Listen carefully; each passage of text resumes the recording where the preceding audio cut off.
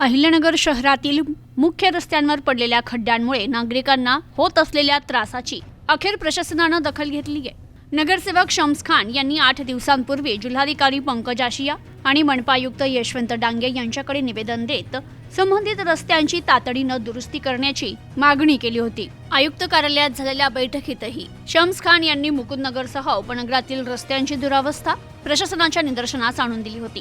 त्यांच्या सातत्यपूर्ण पाठपुराव्यानंतर अखेर प्रशासनाने मुख्य रस्त्यांवरील खड्ड्यांचं तातडीनं पॅचिंग करण्याचे आदेश दिले। त्यानुसार मनपा प्रशासनाकडून या रस्ता दुरुस्तीच्या कामाला सुरुवात होणार आहे। त्यामुळे मुकुंदनगर परिसरातील नागरिकांना मोठा दिलासा मिळण्याची अपेक्षा आहे।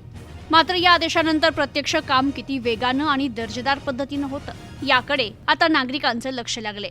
पॅचिंगचं काम केवळ तात्पुरतं न राहता टिकाऊ पद्धतीनं व्हावं अशी नागरिकांची अपेक्षा आहे। नगरसेवक शम्स खान यांच्या पाठपुराव्याला मिळालेल्या यशामुळे शहरातील मुकुंदनगरच्या रस्त्यांच्या प्रश्नाला अखेर गती मिळाली असून आता नागरिकांना खड्डेमुक्त आणि सुरक्षित रस्त्यांची प्रतीक्षा आहे।